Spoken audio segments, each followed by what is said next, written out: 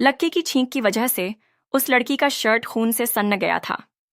सफेद रंग के सूती शर्ट के ऊपर खून के धब्बे गिरकर फैल गए थे, लेकिन लड़की के मन में मलाल इस बात का नहीं था कि उसकी शर्ट पर खून फैल गया था।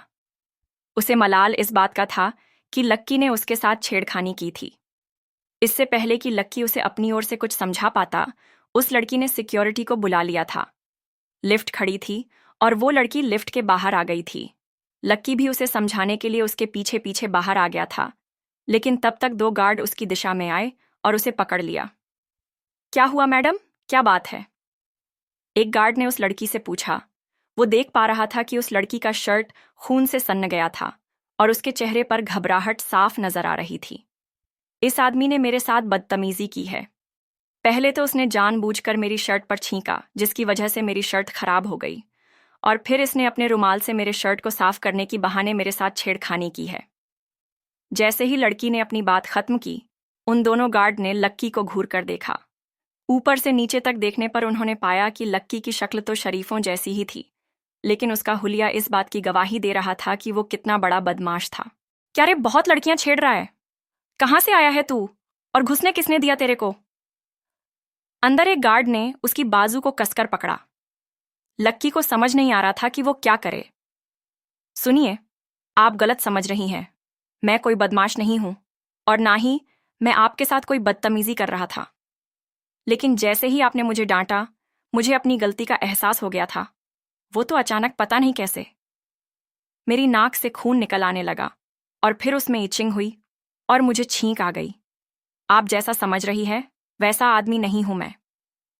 इससे पहले कि लक्की अपनी बात पूरी कर पाता, उस लड़की ने बीच में ही उसकी बात को काटते हुए कहा, अच्छा, ऐसा सोच भी मत लेना कि तुम इंग्लिश बोलकर बच जाओगे। जो तुमने किया है ना, उसके बाद तुम बच नहीं पाओगे। मैं अभी पुलिस को कॉल करूंगी और फिर वो तुम्हें अपनी भाषा में समझाएंगे। जैसे ही उस लड़की ने पुलिस का नाम लिया, लक्की के साथ साथ दोनों गार्ड के भी कान खड़े हो गए। वो ये देख पा रहे थे कि लड़की को बहुत गुस्सा आ रहा था, और पुलिस के पास जाने का उसका अधिकार भी था। लेकिन उन्हें डर इस बात का था कि अगर वो पुलिस को बुलाती तो उनकी होटल की बहुत बदनामी हो सकती थी। इसलिए एक गार्ड ने तुरंत मोर्चा संभाला और लक्की को उसके सामने जोर से हिलाते हुए बोला, अरे मैडम, ऐसे सड़क छाप पॉकेट मार आदमी के लिए पुलिस क्यों बुलाना? हम हैं ना, इसे तो हम ही ठीक कर देंगे, क्यों? सुरेश, पहले गार्ड ने अपने साथ वाले गार्ड को इशारा किया और उसने लक्की की ओर अपना डंडा ताना ही था कि इतने में लड़की बोली, नहीं, आप लोग इससे टेंच भी नहीं करेंगे, आप सिर्फ उसे पकड़ कर रखिए। मैं अभी पुलिस को बुलाती हूँ, वो इससे निपटेंगे। उस लड़की ने कहा और अपने पर्स में से फोन निकाला, और वो फोन मिलाने ही वाली थी कि इतने में फिर से उस गार्ड ने कहा, अरे मैडम, क्यों पुलिस को परेशान कर रही हो? हम हैं ना, हम भी उतना ही धोते हैं जितना पुलिस धोती है। दूसरे गार्ड ने कहा, और फिर उसने लक्की के सिर पर डंडा तान दिया। इतने में लक्की चिल्लाया और बोला, नहीं, अब मैडम नहीं, मैं पुलिस को बुलाऊंगा, और मामला सिर्फ पुलिस तक नहीं, कोर्ट तक जाएगा। मैं इनके ऊपर डिफॉर्मेशन का केस करूंगा, मैं इनके ऊपर हरासमेंट का केस करूंगा, और तुम दोनों में से किसी ने भी मुझे हाथ लगाया तो तुम दोनों भी अंदर जाओगे, इसीलिए छोड़ो मुझे राइट नाउ। लक्की ने चिल्लाते हुए कहा। उस जैसे आदमी से इतनी बड़ी धमकी सुन लेने के बाद तो उनके होश ही उड़ गए थे। वो दोनों घबराए हुए एक दूसरे को देख रहे थे। वहीं लक्की और उस लड़की की आंखों का गुस्सा शांत होने का नाम नहीं ले रहा था। अब क्या करें? पहले गार्ड ने कहा, मैनेजर को बोला। दूसरे ने कहा। पहले ने तुरंत अपनी जेब से वॉकी निकाला और चालू किया। लक्की और वो लड़की दोनों ही उस गार्ड को देखने लगे। इससे पहले कि मैनेजर लाइन पर आता, एक साथ लक्की और उस लड़की का फोन बज उठा। हेलो जी, हाँ सर, मैं होटल आ गई हूँ, लेकिन सर, एक बदतमीज आदमी की वजह से मेरे कपड़े खराब हो गए हैं। लड़की ने लक्की को घूर कर देखा और कहा, हाँ हाँ, मैं अभी आ रहा हूँ, बस एक मैडम है, उन्हें थोड़ी सी मिसअंडरस्टैंडिंग हो गई है, वो सॉर्ट आउट कर रहा हूँ, बस आ ही रहा हूँ। उसको देख के लक्की ने कहा, और दोनों ने एक वक्त में ही फोन रखा। लड़की के लिए अब वहां रुकना और इस बहस में पड़ना बहुत भारी हो गया था। उसकी एक बहुत ज़रूरी मीटिंग थी और उसके लिए वो लेट हो रही थी। इसीलिए लड़की ने लक्की को देखा और बोली, आज तुम्हें मेरी मीटिंग ने बचा लिया, लेकिन तुम चिंता मत करो, मीटिंग हो जाने के बाद मैं तुम्हें बताऊंगी कि मैं कौन हूं। उस लड़की ने सिर्फ इतना कहा और लक्की का एक फोटो खींच लिया। इससे पहले कि वो अपना चेहरा ढक पाता, उसकी आंखों के सामने फ्लैश चमक चुका था। लड़की ने फोन अपने पर्स में डाला और वहां से निकल गई। लक्की ने उसे देखा और फिर अपनी शर्ट ठीक की। दोनों गार्ड अभी भी वहीं खड़े थे। लक्की ने एक से पूछा, ये रूम नंबर 888 किस तरफ है? उसका सवाल सुनते ही उस गार्ड का मुंह खुला का खुला रह गया था। उसने बड़ी बड़ी आंखों से लक्की को देखा और पूछा, आपको 888 में जाना है? लक्की ने हाँ, मैं गर्दन हिलाई। सर, 888 उस तरफ है, उस गार्ड ने इशारे से बताया। और लक्की अपनी दाईं ओर मुड़कर आगे बढ़ने लगा। जैसे ही वो जाने वाला था, वो गार्ड पीछे से बोला, सॉरी सर, मुझसे गलती हो गई सर। लक्की ने उस गार्ड को देखा और फिर अपने कंधे उचका दिए। उसे समझ नहीं आ रहा था कि वो आदमी अभी उसके ऊपर डंडा चलाने वाला था। अचानक उससे वो माफी क्यों मांग रहा था? जब लक्की को कुछ समझ नहीं आया तो वो अपना सिर खुजाते हुए वहां से निकल गया। इधर रूम नंबर 888 में उसके आने की तैयारियों ने जोर पकड़ रखा था। ढेर सारे लोग पहले से उसके इंतजार में वहां आकर खड़े हो गए थे। एक 50 साल का आदमी भी दरवाजे पर खड़ा था। उसने बढ़िया सा सूट पहना हुआ था और वो होटल गोल्डन मैंशन के मैनेजर से बात कर रहा था। सब तैयार है ना? मैनेजर ने उसकी बात सुनी और बोला, जी सर, आप चिंता ना करें। जैसा आपने बोला था वैसा का वैसा हमने सारा अरेंजमेंट करके दिया है। रुस्तम सर ने जो भी लिखवाया था वो सभी लंच के लिए बनवाया गया है। रुस्तम सर तो वैसे भी हमारे लिए बहुत खास है। उनके आने भर से ही हमें बहुत अच्छा लगता है। ठीक है, हमारे गेस्ट आने वाले हैं, तो आप जरा, उस आदमी ने कहा और जनरल मैनेजर उसका इशारा समझ गया। वहां से वो निकल चुका था। जैसे ही मैनेजर वहां से निकला, वो लड़की वहां आकर खड़ी हो गई।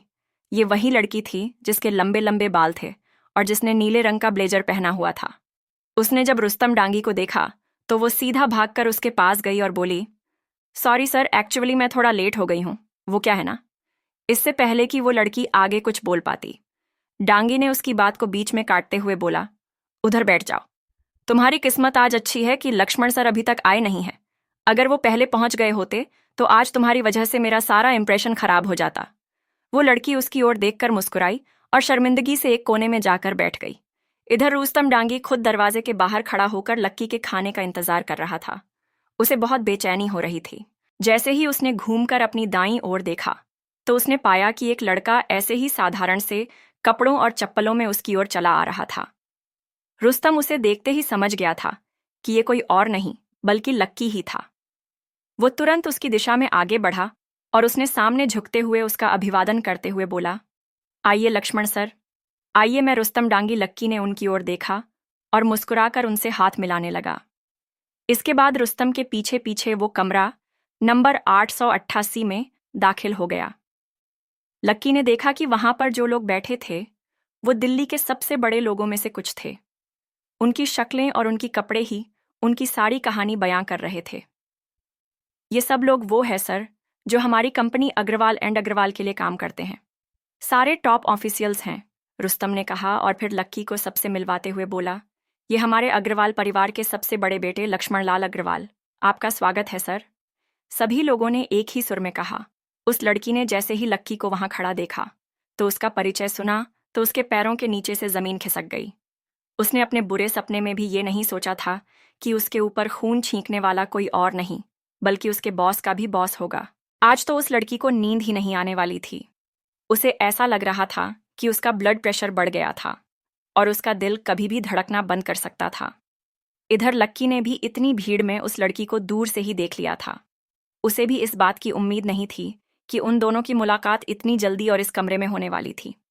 लक्की को अपनी जहन में सिर्फ एक बात ही याद आ रही थी कि वक्त बदलते देर नहीं लगती। लक्की ने बाकी लोगों से नजरें मिलाने से पहले एक बार और उस लड़की को देखा। उसे मालूम था कि वो थोड़ा सा बदतमीज हो रहा था, लेकिन वो जानता था कि अब की बार वो लड़की उसके देखने से भी उसे कुछ नहीं कहने वाली थी। लेकिन अगले ही पल लक्की को लगा कि वो कुछ गलत कर रहा था और इसलिए उसने अपनी नज़र उस लड़की से हटाकर बाकी के लोगों पर टीका दी। प्लीज़ आप लोग सब बैठ जाइए, प्लीज़, लक्की ने बहुत ही शांत स्वर में कहा। सर, आप भी प्लीज़ बैठिए, रुस्तम ने कहा और लक्की को उस लड़की के पास ही लगी सीट पर बैठाने के लिए ऑफर कर दिया। उसके हाथ का इशारा देखते ही लक्की के मन में ढेर सारे सवाल उभरने लगे थे।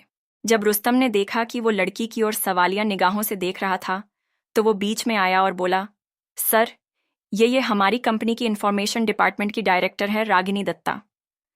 जैसे ही उसका नाम लिया गया, रागिनी लक्की को देखकर मुस्कुराने लगी। हालांकि उसकी मुस्कान देखकर ये लक्की समझ गया था कि वो काफी फीकी थी। उसमें लक्की के लिए काफी घबराहट थी, लेकिन अब ऐसी कड़वाहट देखने की लक्की को आदत हो चुकी थी, इसलिए उसे इस चीज से कोई फर्क नहीं पड़ रहा था। सर, आप जरा सबसे पहले इसे चखिए। ये मैंने खुद अपने हाथों से आपके लिए बनाया है।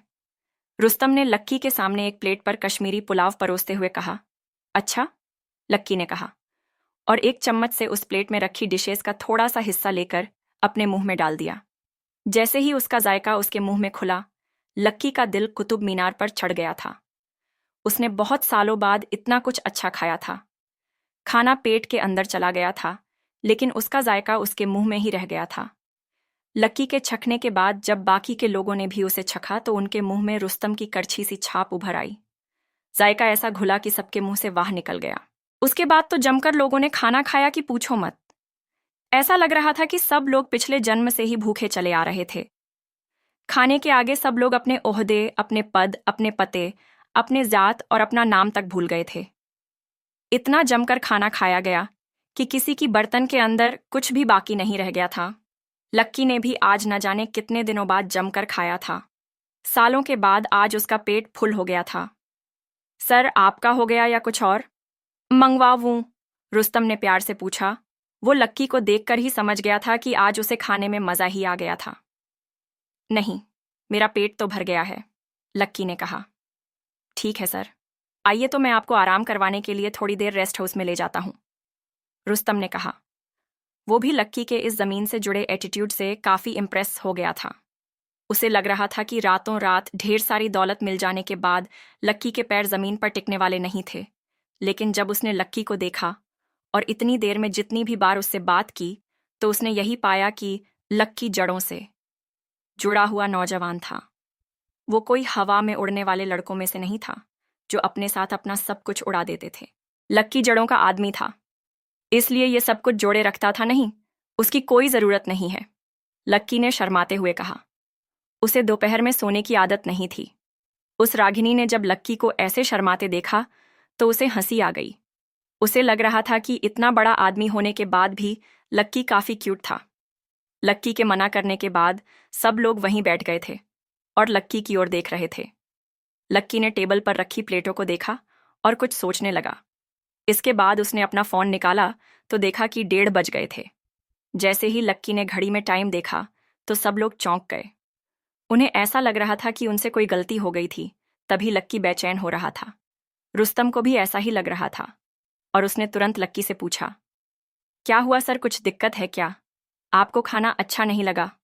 नहीं यार, ऐसी बात नहीं है। खाना तो बहुत अच्छा था, मैंने पेट भर खाया, लेकिन मैं बस आपसे ये रिक्वेस्ट करना चाह रहा था कि अगर आपके पास ये खाना और थोड़ा बचा हो तो पैक कर दीजिए। मैं इसे अपने दोस्तों को भी खिलाना चाहता हूँ, लक्की ने कहा और रुस्तम की ओर देखने लगा।